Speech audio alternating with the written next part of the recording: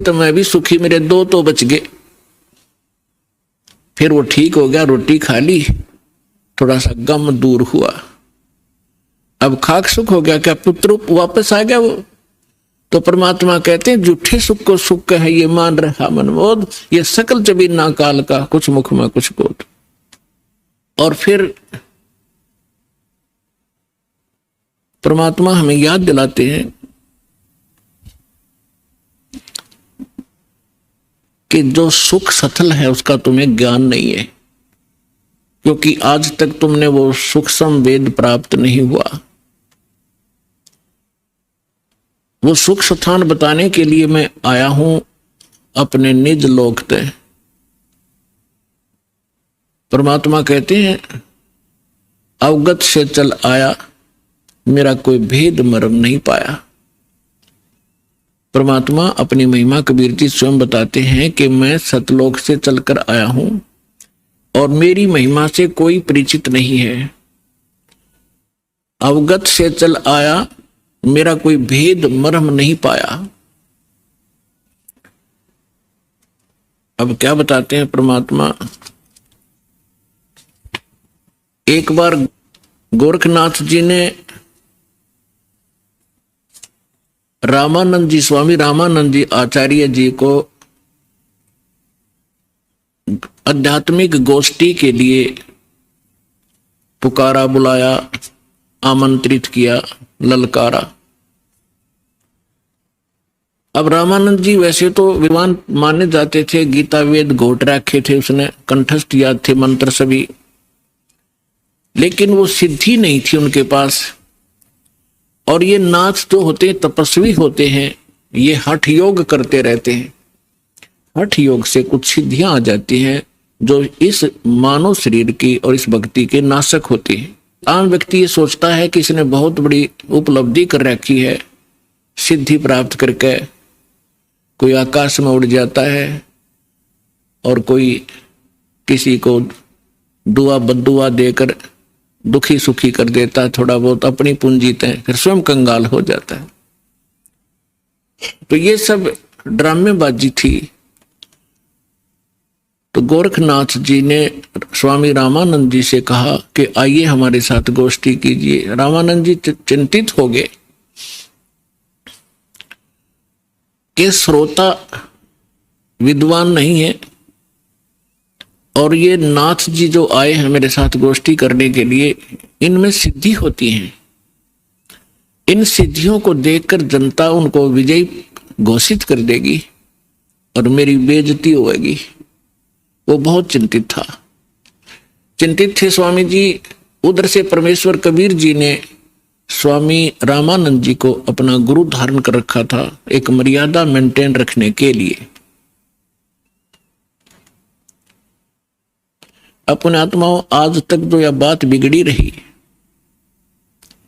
दो विद्वान आपस में बैठकर चर्चा किया करते थे जिसको शास्त्रार्थ कहते थे, और शास्त्रार्थ वो संस्कृत में बोला करते थे। सभी श्रोता अशिक्षित होते थे, उनको संस्कृत कह भी नहीं आती थी, और जिसकी बोलने की शैली दुरुस्त होती थी और संस्कृत घनी याद होती थी और वो ज्यादा संस्कृत बोलता ही रहता था, तो श्रोता उसको ताली पीट कर और विजयी घोषित कर देते थे। उस नकली के थे तो वह दोनों नकली, पर जो घना नकली था वो सिद्ध हो जाता था कि ये महाविद्वान और मैं ऋषि हो गया।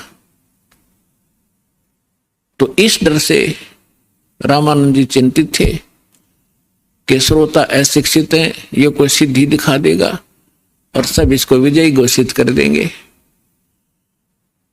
तो उस समय परमात्मा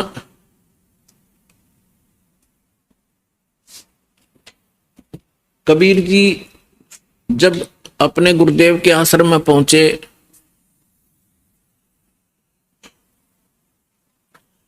रामानंद जी को चिंतित देखकर पूछा, गुरुदेव चिंता का विषय आपका दास जानना चाहता है।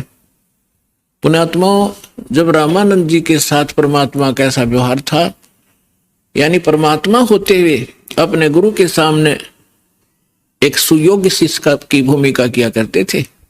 हमारे लिए एक उदाहरण छोड़कर गए थे कि आप जी ने अपने गुरु जी के सामने कैसे रहना चाहिए, और साथ में प्रमाण दिया करते थे कि रामकृष्ण से कौन बड़ा।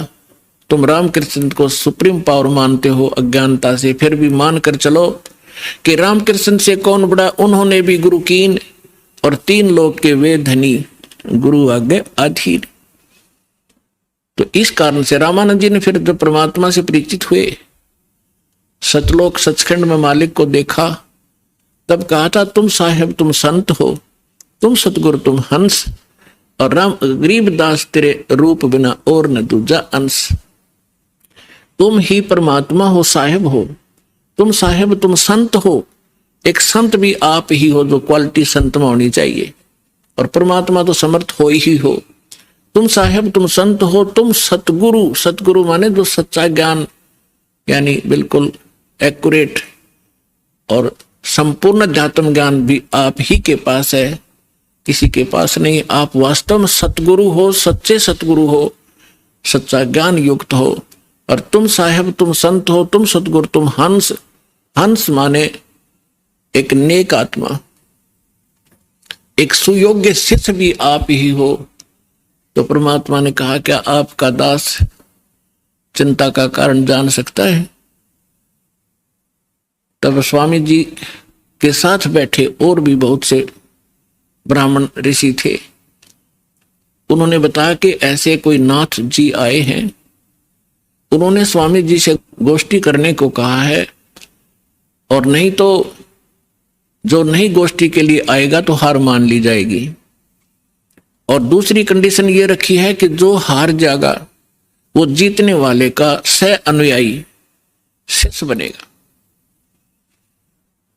तब स्वामी जी ने कहा कि हे भगवान, वो नाथ सिद्धि युक्त है, वो सिद्धि का ड्रामा दिखाएगा, जनता उसकी वाह वाह कर देगी और हमारा मिशन फेल होगा।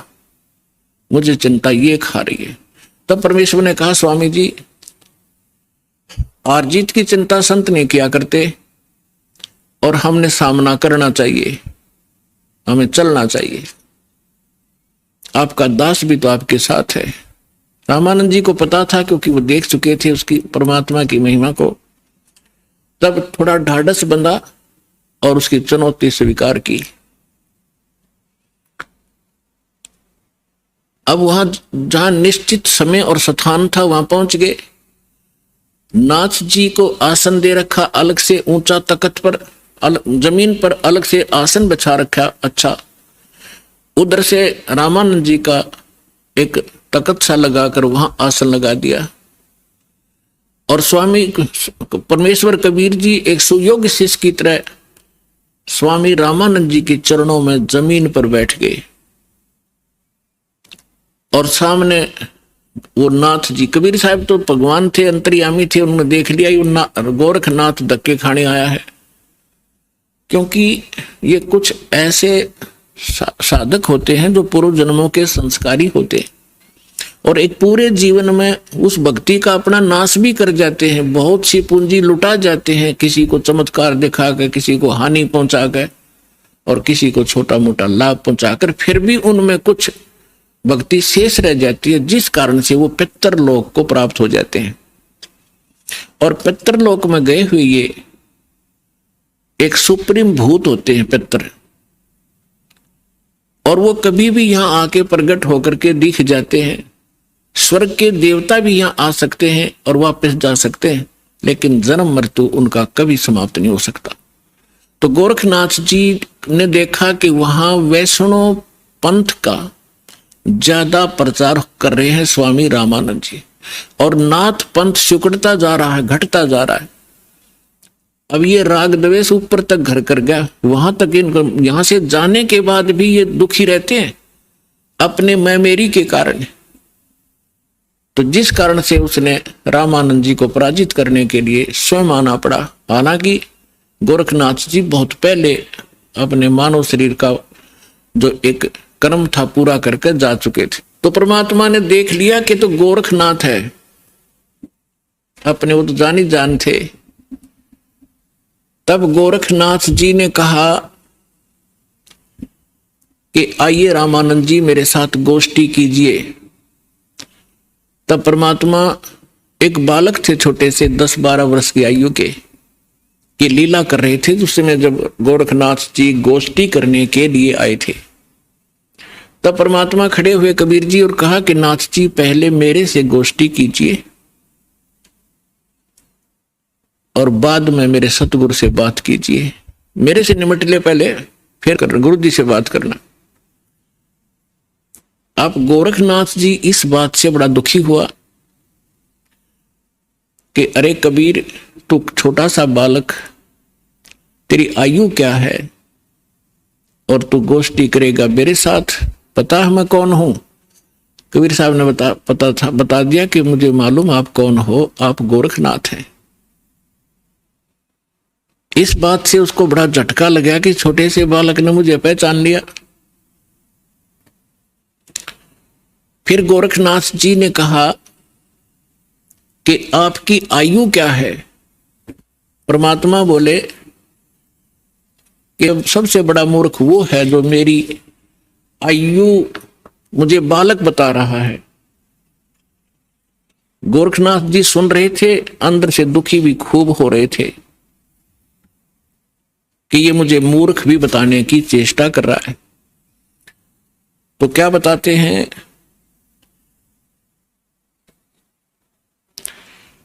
अब परमात्मा की महिमा वाणी में लिखा है, वो थोड़ा पढ़ के सुनाता हूं आपको। योगी गोरखनाथ प्रतापी, तासों तेज पृथ्वी कापी, काशी नगर में 100 पग धरही, रामानंद से चर्चा करही।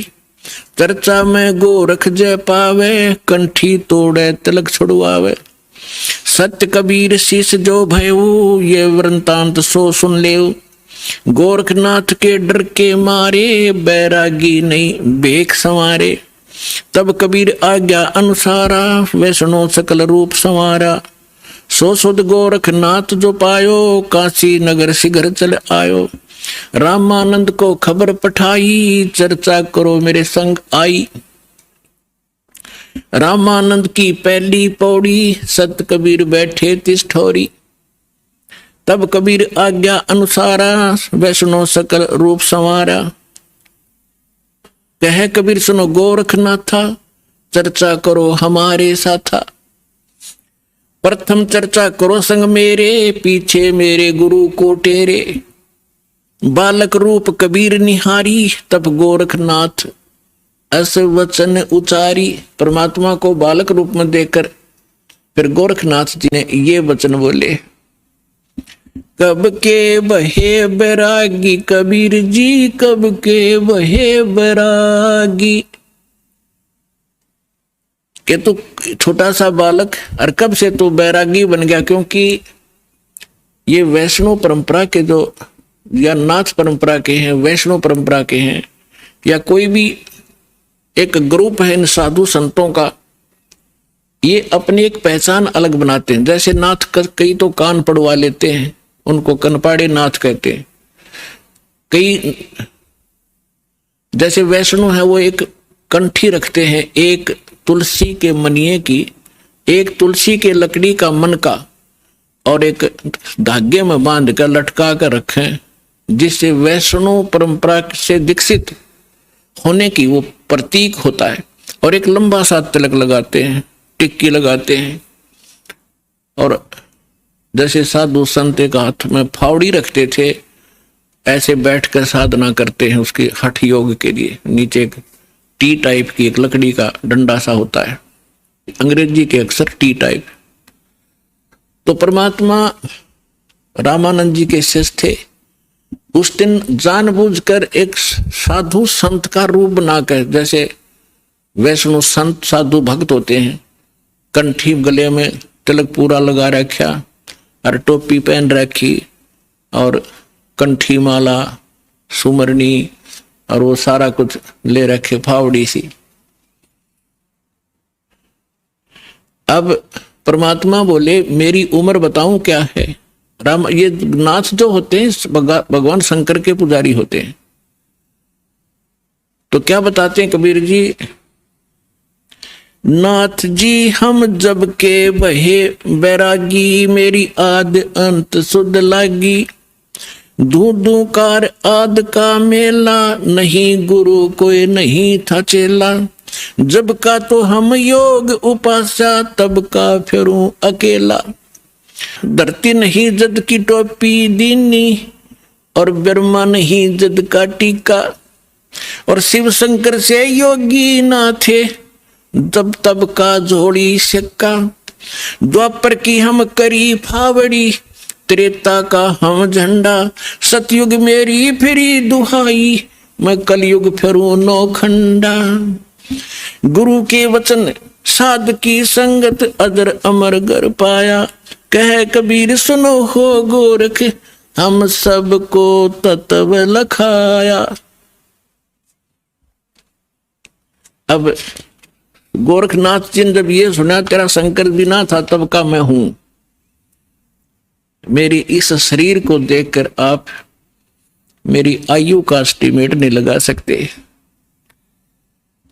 तो परमात्मा क्या बताते हैं, जो बूझे सो बावरा, भाई क्या है उम्र हमारी। असंख्य युग पर ले गए हम तब के ब्रह्मचारी। कोटि निरंजन हो गए ये परलोक सिधारी। हम तो सदा महबूब हैं स्वयं ब्रह्मचारी। अरबों तो ब्रह्मा गए तेरे 49 करोड़ कन्हैया। और 7 कोट तेरे शंभू मर गए, मेरी एक नहीं पलैया। हाय हाय। अब क्या बता रहे हैं परमात्मा कि ये ज्योत निरंजन जो ब्रह्मा विष्णु महेश का पिता, जिसको गीता अध्याय नंबर 15 के श्लोक नंबर 16 में सरपुरुष कहा है। सरपुरुष अक्षर पुरुष 2 पुरुष बताए, तो ये 21 ब्रह्मांड का स्वामी ये ज्योत निरंजन है, ये काल है, ब्रह्मा विष्णु महेश का पिता है। तो परमात्मा कहते हैं करोड़ों तो ये निरंजन मर गए, इसके भी करोड़ों जन्म हो लिए। और फिर कहते हैं अरबों तो ब्रह्मा गए, और 49 करोड़ कन्हैया, और 7 करोड़ तेरे शिव शंकर मर गए, मेरी एक नहीं पलैया। अपने आत्माओं इस एक एक शब्द परमात्मा का बहुत गूढ़ रहस्य रखता है। जैसे ब्रह्मा जी की 100 वर्ष की आयु है, उसकी आयु कैसे बनती है, 100 वर्ष कैसे बनते हैं। जैसे सतयुग त्रेता द्वापर कलयुग 4 युग का एक चतुर्युग होता है, इसमें 43,20,000 कुल वर्ष होते हैं अपने मनुष्यों के वर्ष। और ऐसे ऐसे 1000 चतुर्युग का ब्रह्मा जी का दिन, इतनी ही रात्रि, फिर 30 दिन रात का 1 महीना, और 12 महीने का वर्ष, ऐसे बने हुए। और फिर 100 वर्ष की आयु ब्रह्मा जी की। ब्रह्मा जी की से 7 गुना विष्णु जी की आयु अधिक है, और विष्णु जी से 7 गुना शंकर भगवान की। तो यहां परमात्मा क्या बता रहे हैं, अरबों तो ब्रह्मा गए 49 करोड़ कन्हैया तेरे विष्णु जी, और 7 करोड़ तेरे शंभू मर गए, मेरी एक नहीं पलैया। मेरे जीवन की एक पल भी नहीं घटी। अर्थात परमात्मा अविनाशी हैं, और ये बता रहे हैं कि तेरे ब्रह्मा विष्णु महेश भी नाशवान है। इस बात नाथ जी दुखी हो गए कि ये हमारे भगवानों को अजरो अमर है, ये तो इनको नाशवान बता रहे हैं। तो परमात्मा कहते हैं एक ना भूला दो ना भूली, भूली सब संसारी। सबका भूल पट गया, मेरे साथ 2 भाई, मैंने सब जग भूला पाया। इसी भूल में ब्रह्मा भूला जिन ये वेद सरसाया, और वेद पढ़ के पंडित भूले मर्म भेद नहीं पाया। इसी भूल में विष्णु भूला जिन वैष्णव पंथ चलाया, और वैष्णव पंथ चलाया। इसी भूल में शिव शंकर भूले जिन भिक्षुक पंथ चलाया, और सिर पर जटा हाथ में खप्पर घर घर अलग जगाया। मेरे साथ 2 भाई, मैंने सब जग भूला पाया। इसी भूल में विष्णु भूले जिन वैष्णव पंथ चलाया, और तीर्थ व्रत का बड़ा महात्म बहुविध जीव फंसाया। तो यहां गोरखनाथ जी को परमात्मा बता रहे हैं कि अरबों तो ब्रह्मा गए ये 49 करोड़ कन्हैया, 7 करोड़ तेरे शंभू मर गए, मेरी एक नहीं पलैया। कोटिन नारद हो गए ये मोहम्मद से चारी, देवताओं की गिनती नहीं क्या सृष्टि बिचारी। नहीं बूढ़ा, कहते ना मैं बूढ़ा ना बालक, और ना कोई बाट भिखारी। ना बूढ़ा ना ही बालक, ना कोई भाट भिखारी। कहे कबीर सुनो हो गोरख, ये सुन ले उम्र हमारी। मैं ना बालक हूं, ना मैं वृद्ध हूं, ना कोई भाट भिखारी हूं, और ये मेरी महिमा तेरे को मैंने बता दी, मैं ये हूं। अब गोरखनाथ जी को बड़ा दुख हुआ, इज्जत का नाश हो गया कि छोटा सा बालक और इतना बड़बड़ बोल रहा है। इनके पास एक हल्दी की गांठ थी, उसके पास सिद्धि की। गोरखनाथ जी ने अपने आसन के साथ में त्रिशूल गाड़ रखा था, एक ऊपर 3 एरो से होते हैं और नीचे से वो एक पाइप सी, नीचे फिर एक नुकीला सा सिरा होता, उसको जमीन में गाड़ के आसन के साथ रखा हुआ था। 6-7 फुट ऊंचा त्रिशूल। गोरखनाथ जी ने कहा कि यदि तू मेरे साथ वार्ता करना चाहता है कबीर जी, तो आइए मेरे समान आसन में आ जाइए। नाथ जी वहां से उठे जमीन से, ऐसे आसन पदम लगाकर बैठे थे। आसन पदम लगाए लगाए ऊपर उठ गए और त्रिशूल के ऊपर जाकर विराजमान हो गए। हाँ, ये देखिएगा, ये त्रिशूल पर बैठे हैं। फिर परमात्मा ने क्या लीला की कि कबीर जी ने कहा कि गोरखनाथ जी, आपकी और हमारी बात ज्ञान चर्चा की थी, गोष्ठीकरण की थी। ये बाजीगर वाला काम हम नहीं जानते, और ना ये पसंद है, ना ये दातम मार्ग में इसकी कोई वैल्यू है। आप नीचे बैठ के और चर्चा करता कि जनता को पता चले सच्चाई का। तो गोरखनाथ जी कहते हैं तुम्हारे पास कोई है तो आइए मेरे समान बैठकर चर्चा कीजिए, नहीं तो हार स्वीकार कर लीजिए। अब उनके पास तो एक दाव था यो। तो परमात्मा बोले अच्छा ठीक है। कबीर साहब बचपन से ही जुलाहे का काम करने लगे थे, और जेब में एक चरखे के ऊपर ये माताएं काटा करती थी। एक रील बन जाया करती, इतनी मोटी कच्चे धागे की, 100-150 फुट लंबा तार होता था उसका। उसी से सूत कपड़ा बनाया करते थे भगवान। वह कुकड़ी बोल रहे, हमारे देसी हरियाणा के अंदर कुकड़ी बोल रहे हैं, उसने कच्चे धागे वाली कुकड़ी। वह कुकड़ी निकाली जेब मत, वह रील धागे की, और एक सिरा पकड़ लिया और उसको ऐसे छटक दिया परमात्मा ने।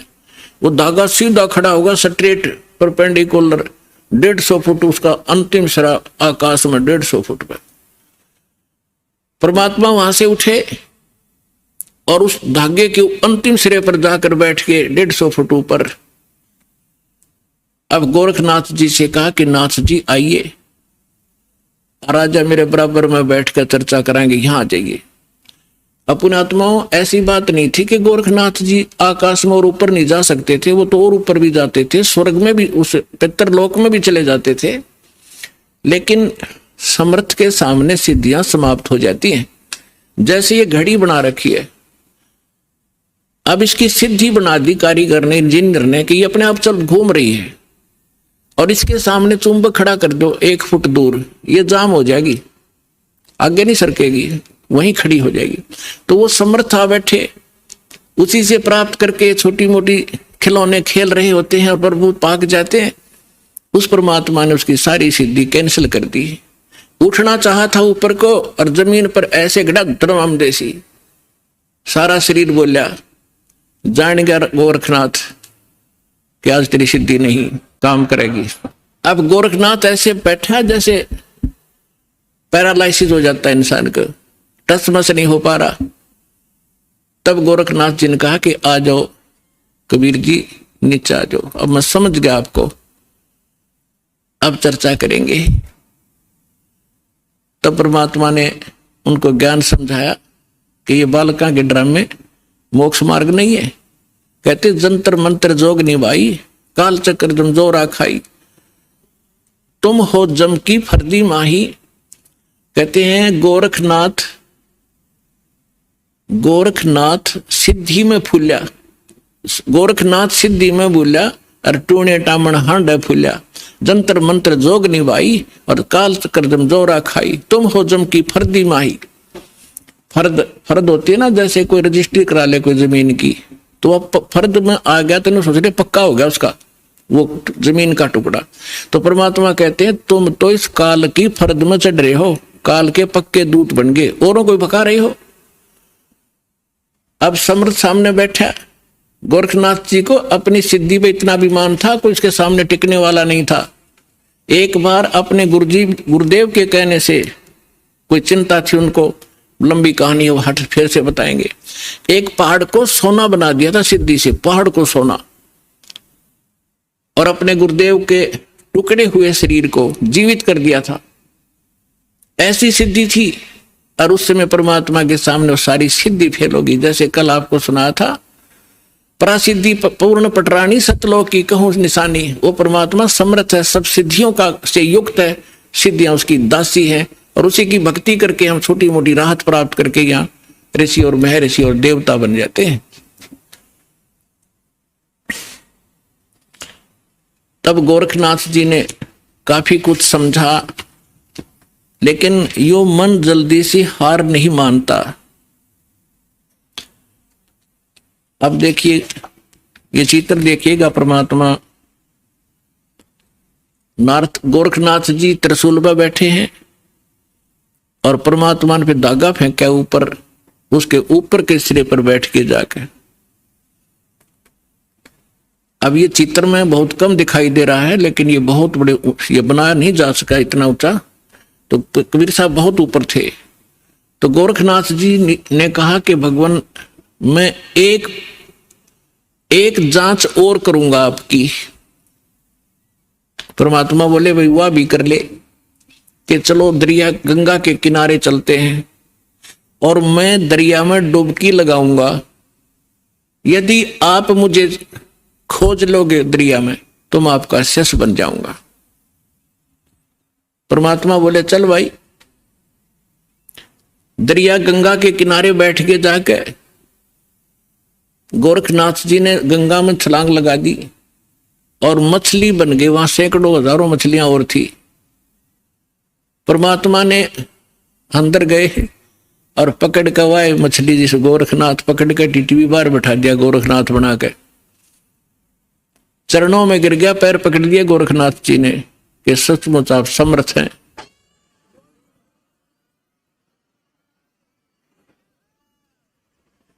तब गोरखनाथ जी ने कहा हे परमात्मा आप कौन हो?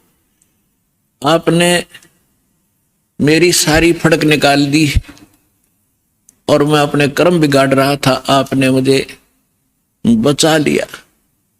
पुण्यात्माओं, ये मन है ना, ये काल का दूत है, आत्मा परमात्मा का अंश है।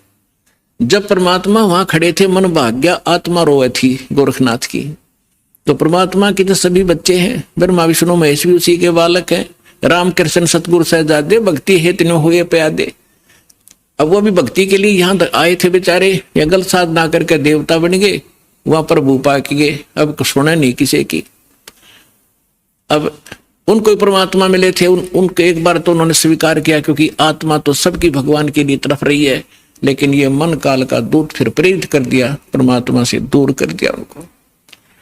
कबीर साहब कहते हैं श्वेत भूमि का हम गए जहां विष्णु विशंबर दास और हरियम हीरा नाम देकर चेला की न्यादास। हम बैरागी ब्रह्मपद सन्यासी महादेव और सोहम मंत्र दिया शिव जी को करे हमारी सेव। ऐसे ब्रह्मा जी के पास गए थे, उनको ओम मंत्र दे करके प्रथम मंत्र, क्योंकि पहला मंत्र इसलिए दिया जाता है उसकी श्रद्धा कितनी बढ़ेगी फिर आगे बढ़ा जाता है। तो फिर पहले तो उनकी तीनों की बहुत अच्छी श्रद्धा बनी, फिर बाद में इस मन ने वो प्रेरित कर दिए कि ये वैसे ही अटपट कर रहा है, कोई ज्ञान नहीं जतता इसका। ऐसे ही गोरखनाथ जी ने तब तो सारी बात मान ली, परमात्मा ने सारी कथा सुनाई, बड़ा ज्ञान सुनाया, और फिर गोरखनाथ जी उसी ज्ञान से स्वयं वक्ता बन गए इस ज्ञान के अंदर इतनी कसक है, परमात्मा का एक अलग सा ज्ञान है। तो आम व्यक्ति भी कहीं बताने लग जाता है तो सैकड़ों व्यक्ति उसे भी प्रभावित हो जाते हैं और उसकी वाह वाह शुरू हो जाती है। लेकिन जब तक समाधान पूरा नहीं होगा तो उसका कोई फायदा नहीं। जैसे ज्ञान है किसी को और उसने किसी को बता दिया कि आपके ये रोग है, और उसको ज्ञान हो गया उसके बताने से कि आपको ये रोग है, ऐसे ऐसे लक्षण है इसके। अब ज्ञान कराने वाले को भी पता है और जिसको रोग है उसको पता लग गया उसके बताने से। अब दवाई ना बताने वाले के पास है, औषधि नहीं है, तो दोनों व्यर्थ है।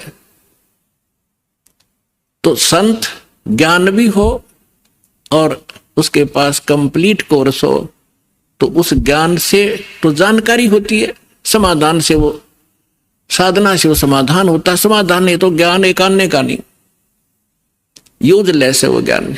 तो फिर गोरखनाथ ज्ञानी पाक गया कुछ दिनों के बाद, तो उसके लिए कहा कि गोरख से ज्ञानी गणे, उसके पास मूल मंत्र नहीं था। और सुख दे जति जहान और सीता सी बहु भारिया पर संत दूर स्थान। तो गोरखनाथ जी ने पूछा, प्रभु आप कौन हो, कहां से हो?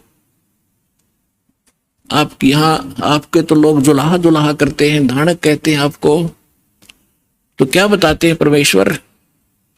अवधू अवगत से चल आया, मेरा कोई भेद मरम ना पाया।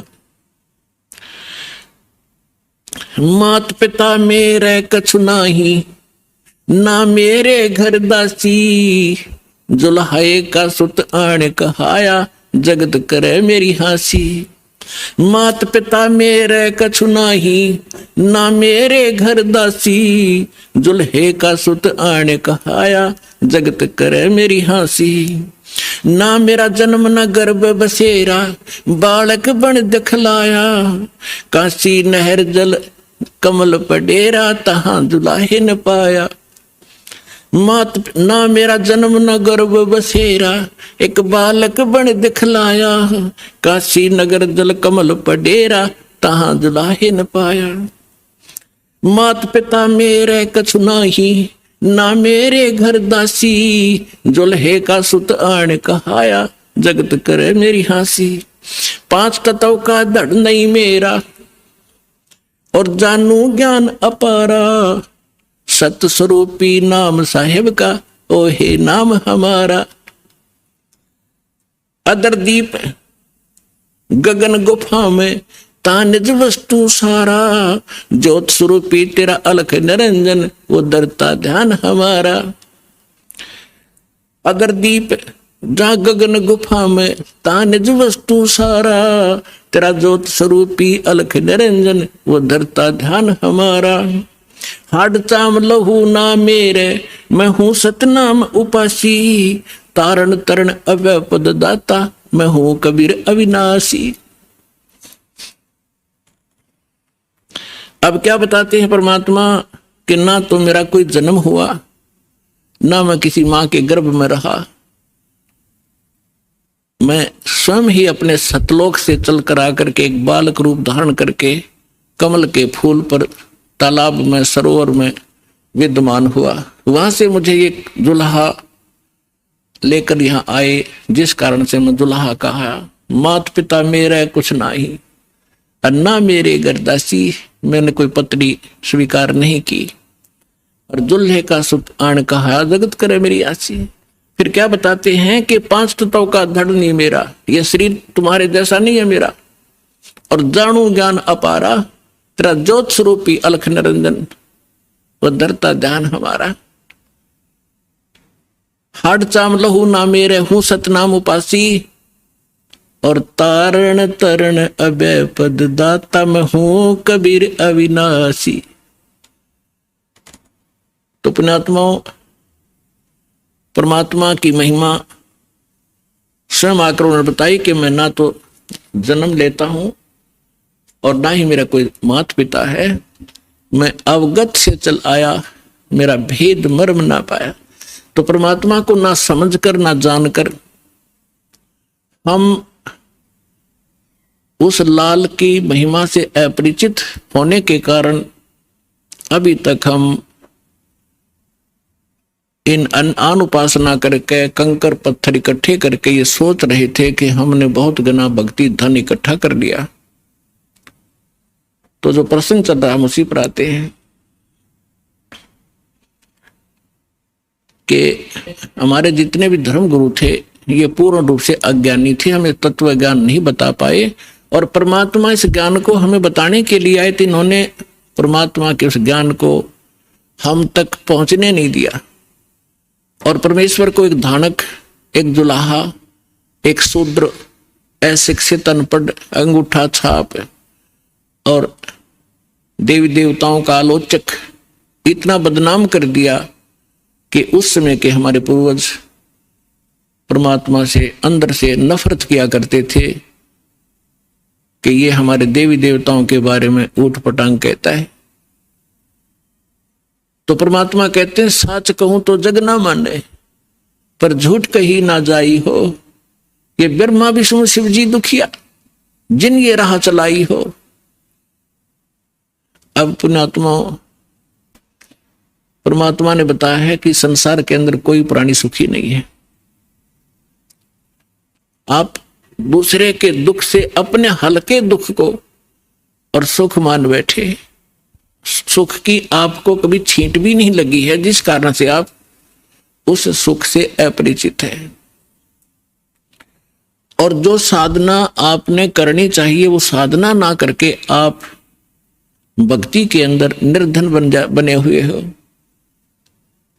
एक एक पैसे के लिए ना जाने कहां कहां भटकते हो, विदेशों में जाते हो, किस लिए? घनी माया इकट्ठी करूं और क्या करोगे उस माया का? कोठी बनाऊंगा, कार लूंगा, लड़के लड़की का ब्याह करूंगा, लाखों रुपये खर्चा करूंगा, सारी उम्र कर्म फोड़े और सारा जीवन धन जोड़े, 1 मिनट में मृत्यु हो जाए वहीं छोड़े, आगे गधा और कुत्ता बनकर वहीं गलियों में दौड़े, तो खाक है ये जीवन। तो बिना ज्ञान के हम डले ढो रहे थे। तो क्या बताते हैं परमात्मा अपनी लीला अनुसार प्रत्येक युग में आते हैं और जैसा कि उनकी लीला है परमात्मा की, वो अब प्यारी आत्माओं को मिलते हैं। उनमें से किन किन को इस कलयुग के अंदर मिले भगवान? आदरणीय धर्मदास साहिब जी को, आदरणीय मुल्कदास साहिब जी को, आदरणीय नानक साहिब जी को, आदरणीय दादू दास साहिब जी को, आदरणीय गरीबदास साहिब जी गांव छुड़ानी जिला झज्जर वाले को, आदरणीय गीसा दास साहिब जी गांव खेखड़ा उत्तर प्रदेश वाले को। तो गरीबदास साहिब जी को परमात्मा ने एक विशेष ज्ञान दिया, जैसा कि आपको कल बताया था सत्संग रात्रि में कि परमेश्वर ने कहा था कि धर्मदास 12वां पंथ गरीबदास पंथ होगा और उसमें मेरी महिमा की वाणी पुनः प्रकट होएगी और उस गरीबदास का पंथ जब चलेगा उसी पंथ में आगे चल के हम आएंगे। और कब आएंगे? जब कलयुग 5505 वर्ष बीत चुका होगा, तब हमारी महिमा पुनः विशेष विशाल रूप से विस्तार से चलेगी और तब पूरे विश्व को पार करेंगे हम। तो गरीबदास जी ने परमात्मा के विषय में जानकारी के बाद क्या कहा है? मत दे दी है बालम याणे नु, मैं तो दे दी है बालम याणे नु, मैं तो दे दी है बालम याणे नु, मत दे दी है बालम याणे नु। जब ज्ञान हुआ परमात्मा के संपर्क में आने से, सचखंड देखा, भगवान के साथ रहे गरीबदास जी, ऊपर के सारे लोक देख कर आए। गरीबदास साहिब जी को गांव छुड़ानी जिला झज्जर हरियाणा के अंदर खेतों में गौ चरा रहे थे, 10 वर्ष के बालक थे। तब परमेश्वर अपने लीला अनुसार आए थे। दृढ़ भक्तों को, अच्छी आत्माओं को मिलते ही मिलते हैं, अपना ज्ञान सुनाते हैं। उनको वहां मिले, फिर सचखंड लेकर गए, सारे ब्रह्मांड दिखाए, ब्रह्मा विष्णु महेश की सतीथि से परिचित कराए और धर्मराज जो यहाँ का न्यायाधीश है, परमात्मा उसके दरबार में पहुंचे। उस यहाँ के न्यायाधीश धर्मराज ने अपनी चेयर छोड़ दी, आसन छोड़कर खड़े हो गए हाथ जोड़ के। पुण्यात्मा, अध्यात्म मार्ग एक ऐसा है, उसमें लोग दिखावा करने की आवश्यकता नहीं। जो समर्थ होगा उसके सामने सामने वाले को तुरंत झटका लगेगा, वो समझ जाएगा कि उस ये प्रबल पावर है। तो एकदम हाथ जोड़कर खड़े हो गए। और कबीर साहब ऐसे खड़े हैं जैसे बड़ा अधिकारी छोटे अधिकारी को डांट लगाता है। तो गरीबदास जी ने बताया कि धर्मराज के दरबार में दी कबीर तलाक, मेरे भूले चूके हंस को तू पकड़िए मत कजाक।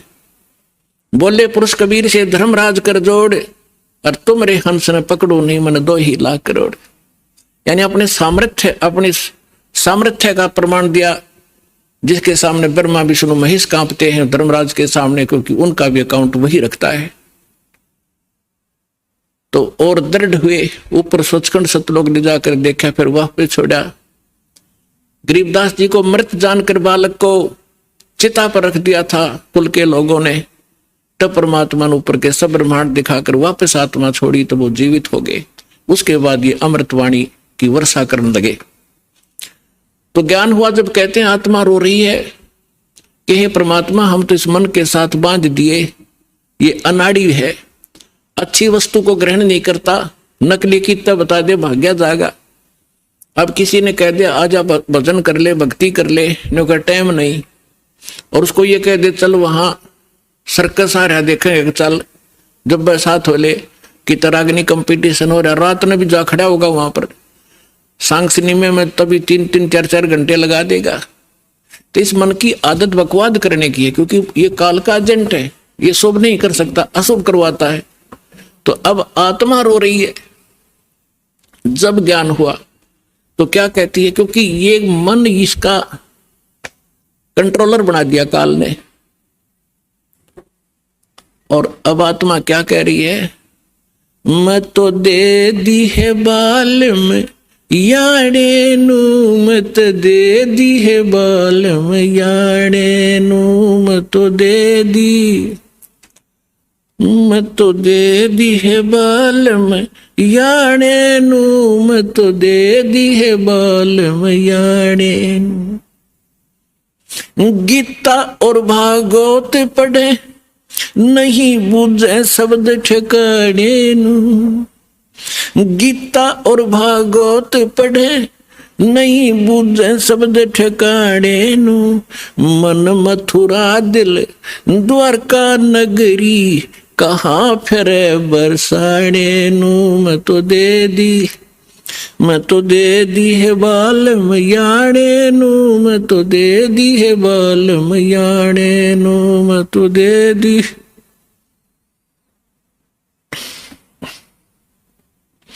जब फुरमान धनी का आवे को राखे घर जाने नू, जब फुरमान धनी का आवे को राखे घर जाने नू, जा सतगुरु का शरणा लीजे जो मेटे जम तलबाने नू, जा सतगुरु का शरणा लीजे जो मेटे जम तलबाने नू, मैं तो दे दी, मैं तो दे दी है बाल में याने नू, मैं तो दे दी है बाल में याने। उत्तर दक्षिण पूरब पश्चिम फिरदा दाने दाने नू, उत्तर दक्षिण पूरब पश्चिम फिरदा दाने दाने नू, सर्व कला सतगुरु साहेब की हरि आए हरि आने नू, सर्व कला सतगुरु साहेब की हरि आए हरि आने नू, मैं तो दे दी है बाल में याने नू, मैं तो दे दी है बाल में याने नू। जम किंकर का राज कठिन है ये नहीं छोड़ राजा राणे नू, जम किंकर का राज कठिन है नहीं छोड़ राजा राणे नू, या दुनिया दा जीवन झूठा तुम भूल गए मर जाने नू, या दुनिया दा जीवन झूठा तुम भूल गए मर जाने नू, मैं तो दे दी